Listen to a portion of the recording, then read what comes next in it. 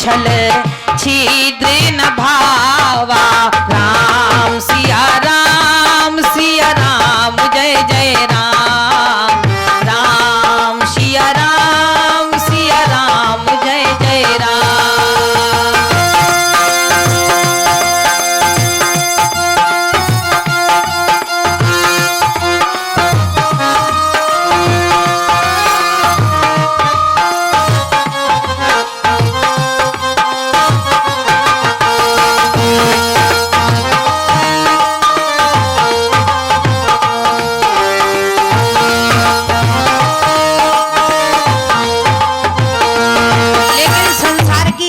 मेरे भक्तों, हर कोई अपने लिए जीता है?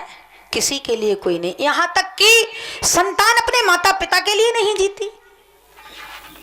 वो तो कहती है जन्म हमारा हमारे लिए हुआ है। कोई जरूरत नहीं है पुत्र को अपने माता पिता की, कोई जरूरत नहीं है। चाहे संसार की संपत्ति माता पिता अपने पुत्र को दे दें, लेकिन पुत्र फिर भी यही कहेगा तुमने कर क्या दिया मेरे साथ, मुझे क्या दे दिया है तुमने। और जो दिया हो वो अपना रखो अपने पास, हमें तुम्हारी जरूरत नहीं है। हम खुद अपने आप में स्वयं में सक्षम हैं, स्वयं में सक्षम है। इन कथाओं का क्या मतलब है, ये क्यों कहलवाई जाती हैं? देखने के लिए थोड़ी, लेकिन अब आजकल लोगों के मन में ये भावना भर गई है और ये भाव बन गया है कि कथा सिर्फ और सिर्फ मनोरंजन के लिए ही कराई जाती है, उससे हमें कोई शिक्षा की जरूरत नहीं है। भाई किसी चीज को जब, जैसे मेरे पास किसी चीज का अभाव है, तभी तो उस चीज को हम लेने के लिए कहीं जाएंगे। और जब तक हमारे पास उस चीज का अभाव नहीं है, वो चीज लेने नहीं जाएंगे, वही चीज लेने जाएंगे जिसका अभाव है। तो सर्वथा अब समाज में संस्कारों का मुझे लगता है कि 80% अभाव है, लेकिन फिर भी लोगों को संस्कारों की जरूरत नहीं है। सिर्फ इतना कहते हैं कि क्या करें, सब कुछ होते हुए हम बड़ा दुखी हैं, सब कुछ होते हुए हम बड़ा दुखी हैं, सब कुछ होते हुए हम बड़ा दुखी हैं। पुत्र भी है, पुत्री भी है, पत्नी भी है, बढ़िया सुंदर अच्छी बड़ी मोटरसाइकिल पे चले या 4 व्हीलर पर चले बैठे बराबर में, तो लोग कहें भाई फलाने की पत्नी बड़ा सुंदर है, बड़ा अच्छी लगते। हमने देखी कि तुमने कहाँ देखी? अरे हमने कहा वो जा रही थी बाजार, तभी हमने देखा उसको, अच्छा अच्छी लगती है। घर भी अच्छा बना है, द्वार पर 4 व्हीलर खड़ा है, खेत में खेत है, संपत्ति में संपत्ति है, कोठी बंगला सब कुछ बना हुआ है, लेकिन फिर भी सुख शांति नहीं है, चैन नहीं है। क्यों नहीं है? क्योंकि हमने अपने संस्कार की संपत्ति को खो दिया है, संस्कारों की संपत्ति को खो दिया है। जब एक बात बताओ, जब हम ही चैन में नहीं है तो हमने कभी ये ढूंढा ही नहीं कि आखिर हमारे बेचैनी का कारण क्या है, ये बेकरारी है काहे को, क्यों है ये बेकरारी? हमारे मन को करार आता क्यों नहीं? कारण क्या है? कभी करार न आने का कारण हमने नहीं ढूंढा। ये किसकी कमी है? मेरी अपनी, किसी और की नहीं। किसी भी संत महात्मा के द्वार पर जाने की जरूरत नहीं है, अपने आप को पहले देख लो, मन की तरंग मार लो बस हो गया भजन, और आदत बुरी संभाल लो बस हो गया भजन। गाते हैं रोज, है आप लोग सुनते होंगे कि दूर तक आवाज जाती है, मन की तरंग मार लो। कथा सिर्फ सुन करके दीदी की आवाज बहुत बढ़िया, बड़ा अच्छा गौती, कमजोर ही इतनी कमी है बस, हाँ देखन में ना अच्छी लगती है, बाकी सब बात बढ़िया है, बाकी सब ठीक है, कुछ गलत नहीं है। अरे नहीं मेरे भाइयों, हम अपने संस्कार को न छोड़ें। हमारी जो संस्कृति, जो संपत्ति है, ये ग्रंथ हमारी संपत्ति है, इनसे हमको ज्ञान मिलता है, इनसे हमको संस्कार मिलते हैं, हमें रिश्तेदारी निभाने की जो रास्ता है, जो मार्ग है वो मिलता है कि किस रिश्ते को कैसे निभाएं। महाभारत से सीखो, रामायण से सीखो। शत्रुता यदि निभानी है तो रावण और दुर्योधन से सीखो। रावण ने कहा कि राम जीता जी मैं तुम्हें सीता वापस नहीं दूंगा, और नहीं दी। जीते जी मैं तुमको सीता वापस नहीं दूंगा। तो नहीं दी उसने।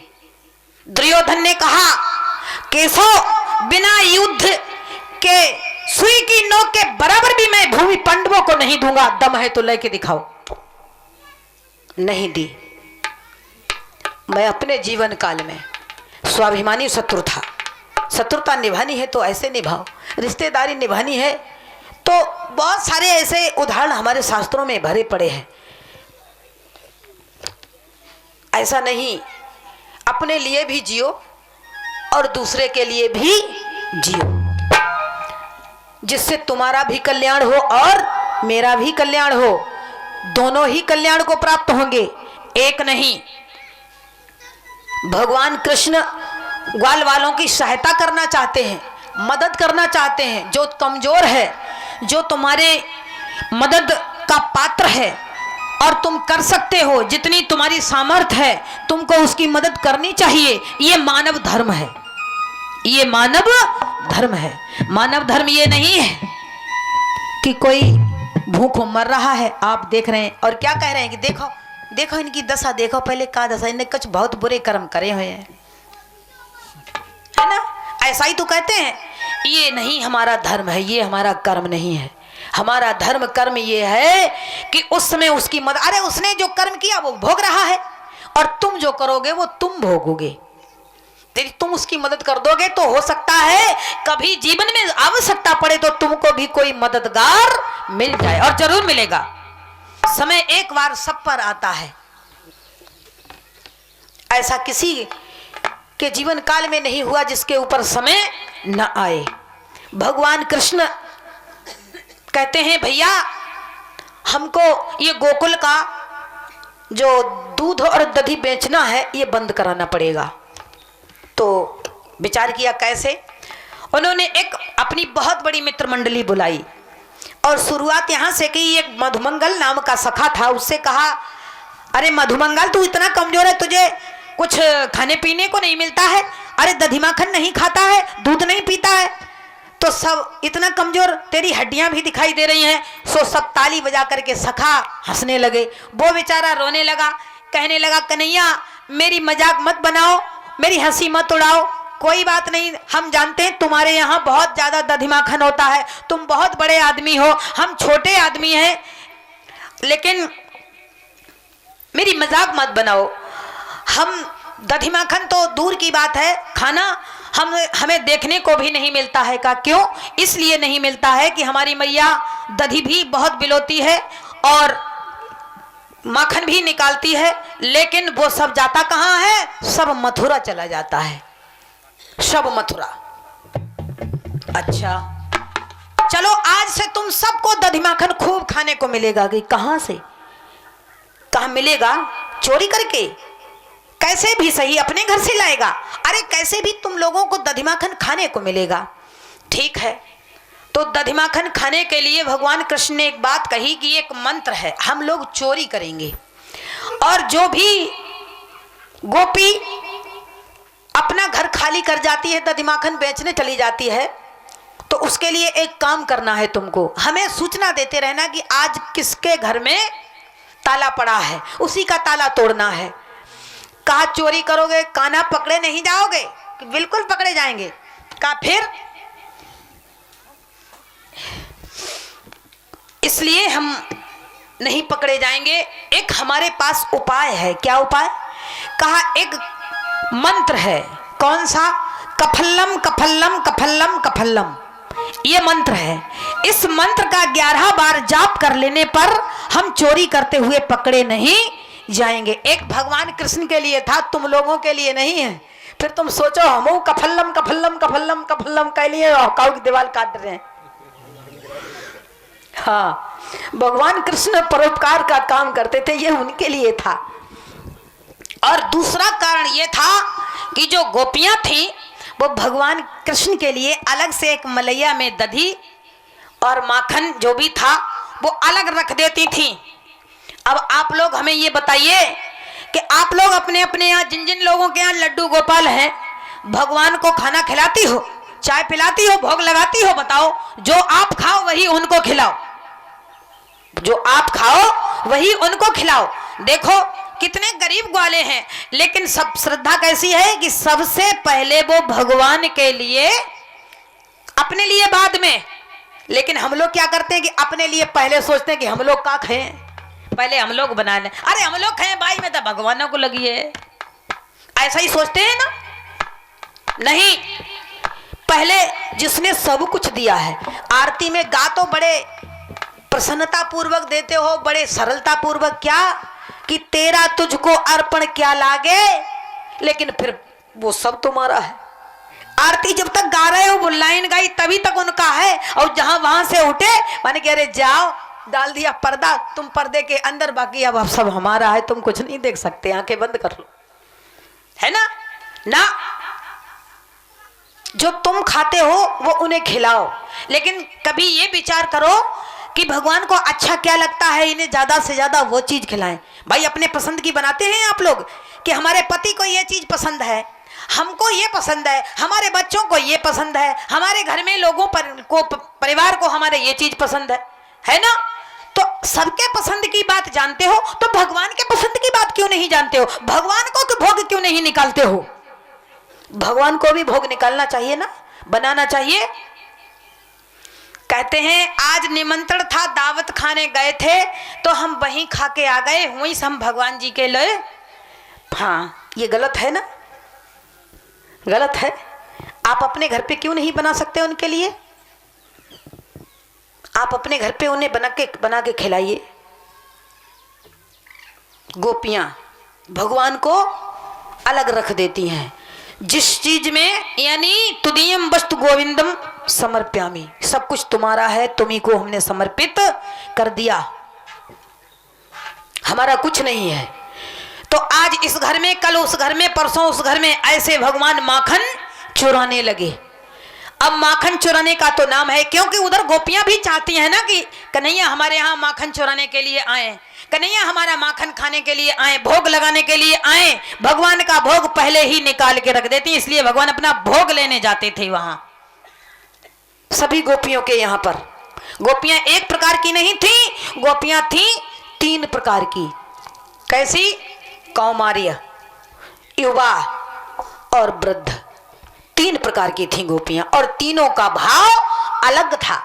कौमारी जो थी वो भगवान को प्रियतम रूप में, पति रूप में चाहते हैं, और जो युवा हैं वो बालपुत्र, मित्र के रूप में भगवान को चाहती हैं, और जो वृद्ध है वो पुत्र के रूप में।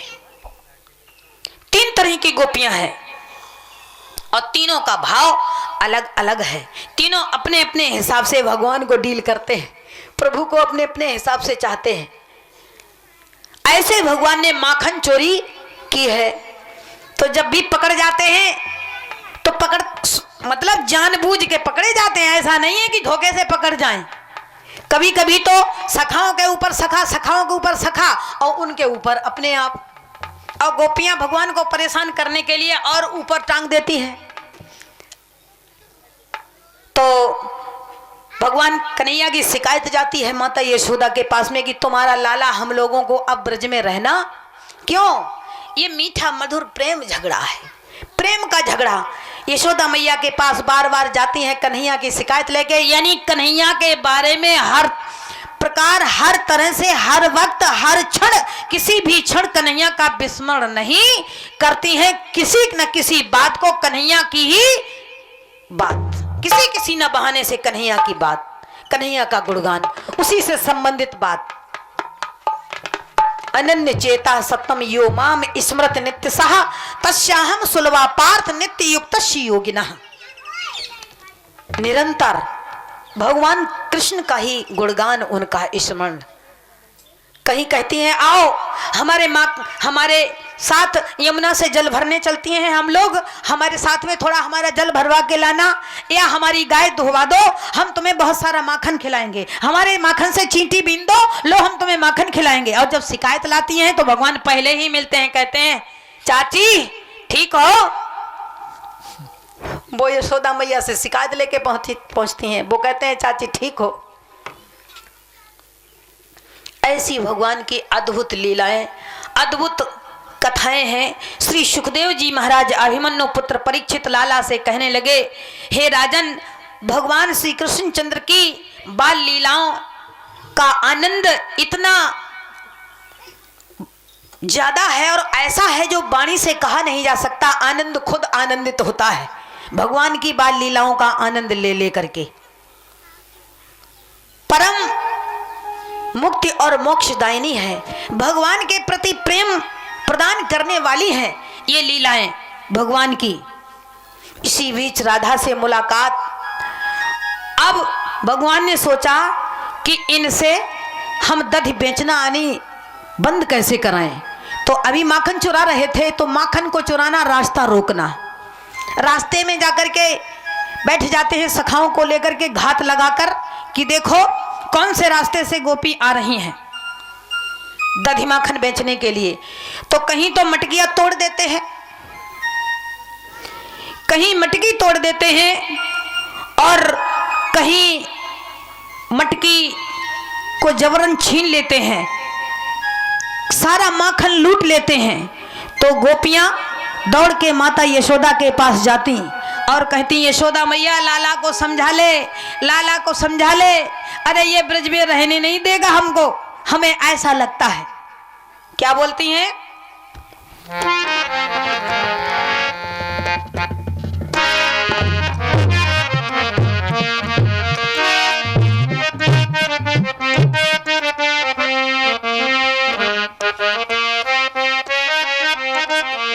यशोदा मैया सुनो अपने लाला की करतूत। हम सब मिल करके माखन बेचने जा रही थी, रास्ते में उसने क्या किया, सखाओं को लेकर मुझे घेर लिया और क्या किया, अरे मेरी डारी रे, मेरी डारी रे माटू किया पोरी, यशोदा तेरे लाला ने।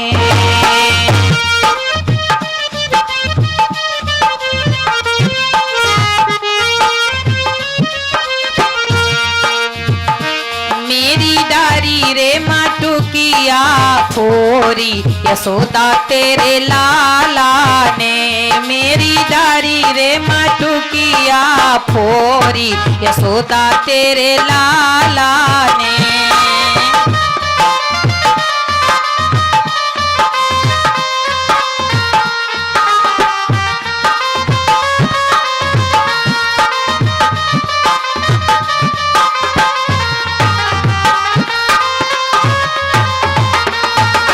रोके राह करे बरजोरी, मटकी मेरी फोरी, रोके राह करे बरजोरी, मटकी मेरी फोरी, मेरी अंगुरी रे। मैंने जब उसको रोका तो अरे मेरी अंगुरी रे,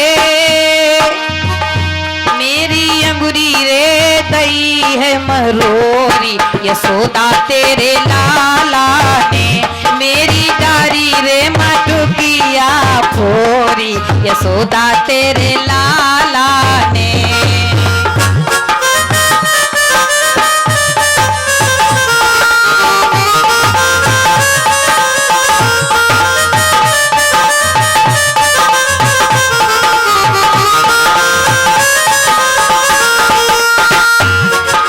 सिर पे मेरे दही की मटकी, चूनर मेरी झटकी, सिर पे मेरे। मैंने जब उसको मना किया, गोपियों ने मना किया, तो सखाओं को लेकर उसने हमारी ऐचा तानी कर दी। क्या किया? और सिर पे मेरे दही की मटकी, चूनर मेरी झटकी, सिर पे मेरे दही की मटकी, चूनर मेरी झटकी, मोकू डारी रे,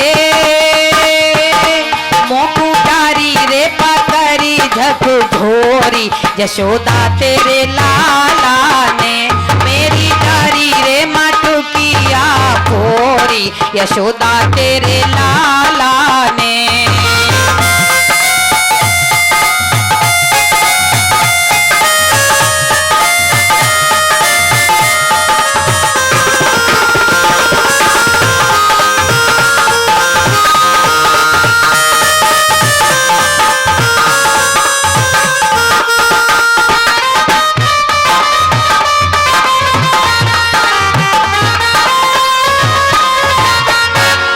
बैठो श्याम कदम की छैया पकड़ी मेरी बैया, बैठो श्याम कदम की छैया पकड़ी मेरी बैया। मेरी चूड़ी रे दई है बने तोरी, यशोदा तेरे लाला ने। मेरी डारी रे माटुकिया फोरी, यशोदा तेरे लाला ने। मेरी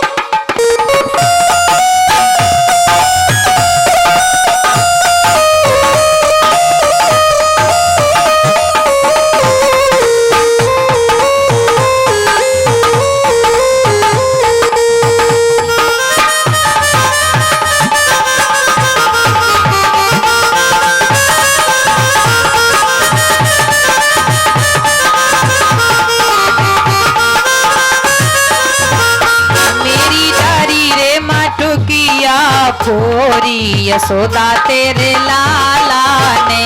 मेरी डारी रे मटुकिया फोरी, यशोदा तेरे लाला